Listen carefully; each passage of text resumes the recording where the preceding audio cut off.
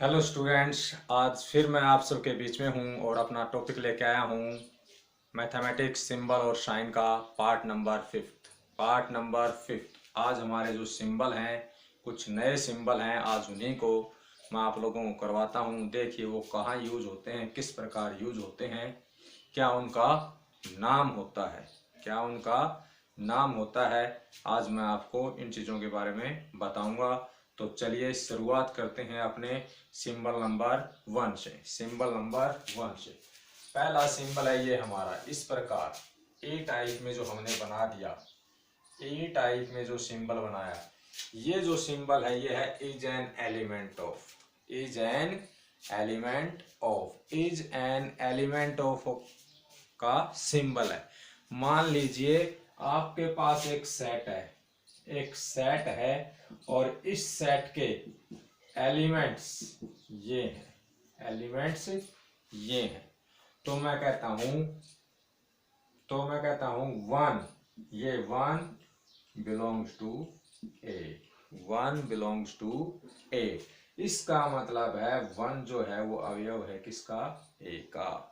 One जो element है वो किसका है, one is an element of A, is an element of A. इस प्रकार पढ़ा जाएगा कि एक जो है वह सेट ए का सदस्य है।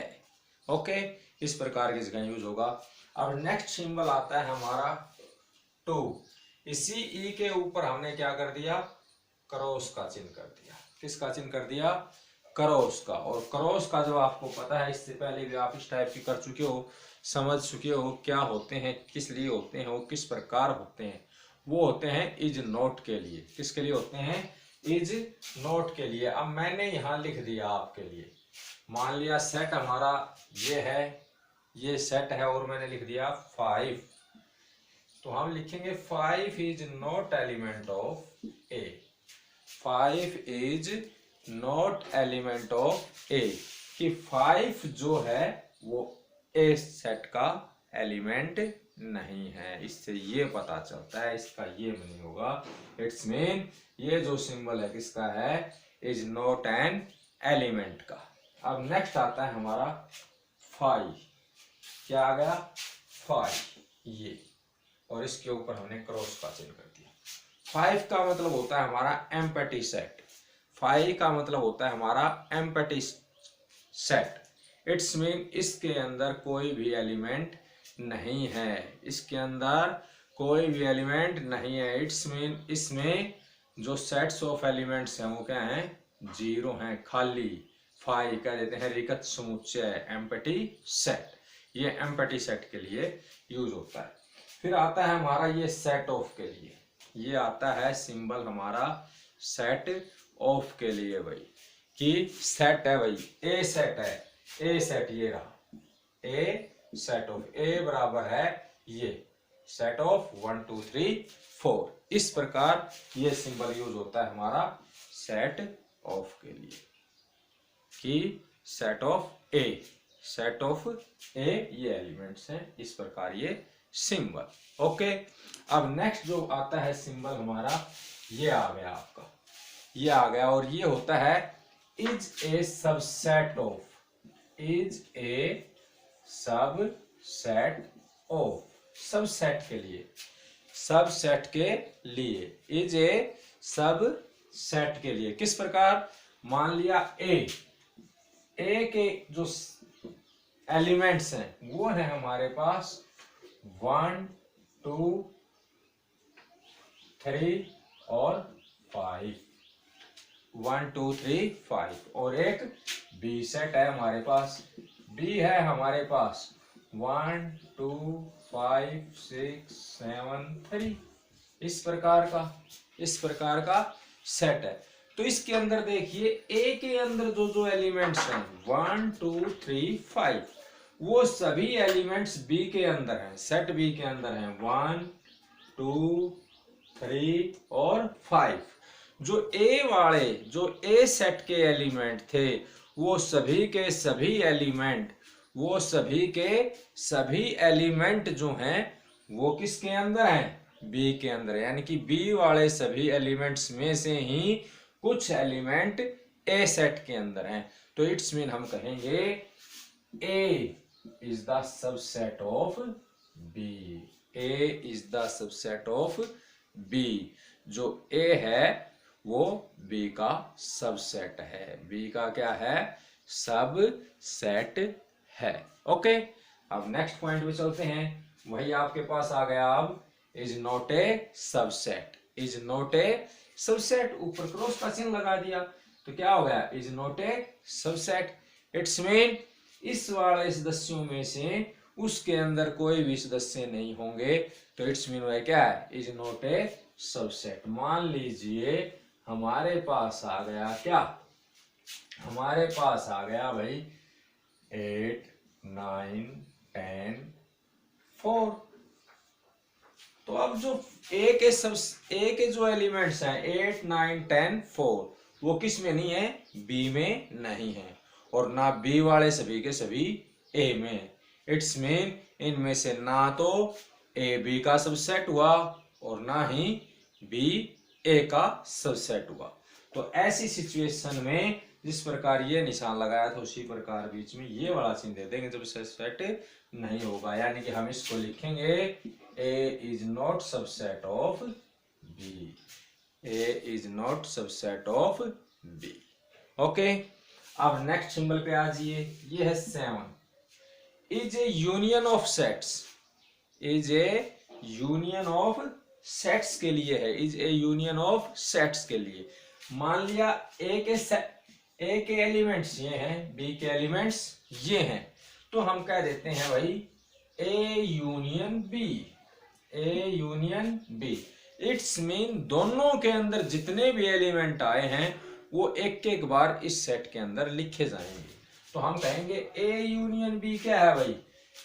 पहले ए वाला लिख लीजिए 8 9 10 4, इसके 1 2 5 6 7 3। मैं क्रम वाइज लिख देता हूँ। बी के जो जो है सभी पहले लिख देता हूँ 1 2 3 4 5 6 7 8 9 10। देखिए सभी के सभी ये सभी नंबर 1 2 3 4 5 6 7 8 9 10, ये सभी के सभी एलिमेंट जो इनमें थे वो सभी के सभी एलिमेंट्स क्या लिख दिया हमने? इकट्ठे लिख दिए इस प्रकार। तो ये हमारा कहलाएगा A union B. It's mean ये क्या है? Is a union of sets. Is a union of sets ये माना जाएगा। ओके, जब दो सेट्स को हम एक जगह लिखते हैं तो वो ए यूनियन बी। इसी प्रकार 3 के भी कर सकते हैं, A union B union C, उसी प्रकार। अब आता है हमारा, ये आ गया इंटरसेक्शंस ऑफ सेट्स। ये उल्टा यू हो गया हमारा, ये हो गया इंटरसेक्शंस ऑफ सेट्स। इसके अंदर आते हैं बेटा जब दो सेट्स लें और दोनों सेट्स के अंदर कौन कौन से एलिमेंट जो हैं वो कॉमन है। कॉमन एलिमेंट लिखा जाए वही उसी सेट को नाम हम कहते हैं ए इंटरसेक्शन बी। जैसे हम लेते हैं यहाँ पे A intersection B. A intersection B की वैल्यू निकालते हैं तो क्या होगी? ए के एलिमेंट ये सभी हैं, बी के एलिमेंट सभी ये है। मैंने इसके अंदर मान लिया कि एक एलिमेंट जो है इसके अंदर क्या आ गया? ये एलिमेंट और है इसके अंदर 5 और 6।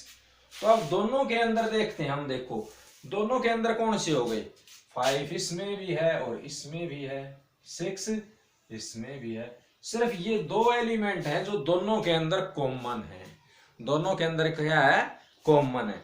तो हम यहां लिखेंगे ए इंटरसेक्शन बी 5 एंड 6।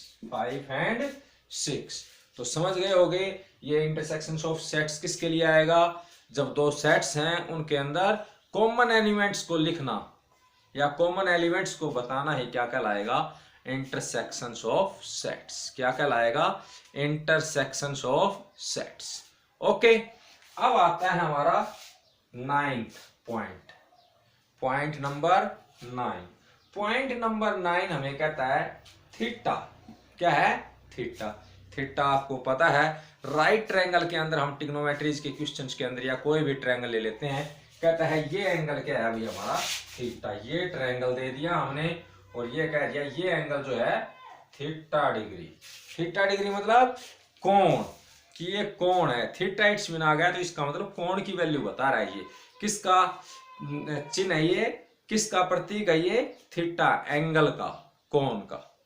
वह 30 डिग्री एंगल 40 डिग्री एंगल बोल के हमने ना ये कह दिया कि एंगल बी जो है वो थीटा डिग्री है, तो इट्स मीन थीटा जो है किसके लिए प्रयुक्त हो रहा है यहाँ पे, एंगल के लिए, कोण के लिए। ओके, इस प्रकार हमारे ये जो सिंबल्स थे सभी लगभग कंप्लीट हो चुके हैं, और इनको अच्छे से आप बार बार रिवाइज कीजिए अपने एग्जाम्स के अंदर, कॉम्पिटिटिव एग्जाम्स के अंदर इनको यूज कीजिए, टाइम की बचत कीजिए और अच्छे से जल्दी से क्वेश्चंस को सॉल्व कीजिए। लास्ट में जाते वक्त कि यदि आपने इससे पहले वाले वीडियो नहीं देखे हैं और देखना चाह रहे हैं तो मेरा यूट्यूब चैनल SRDA यानी कि श्याम सिंह, पूरा कहें तो पूरा नाम बोलें तो Shyam Singh SRDA mathematics channel को सब्सक्राइब कीजिए। आपका जो बेल आइकॉन है उसको प्रेस कीजिए ताकि जल्द से जल्द जब भी मैं कोई नई वीडियो डालूं तो आप लोगों को नोटिफिकेशन मिल जाए और आप वहां से उस वीडियो को देखकर उस फ्री लेक्चर का भरपूर फायदा उठा सकें। Then okay, thanks, have a nice day.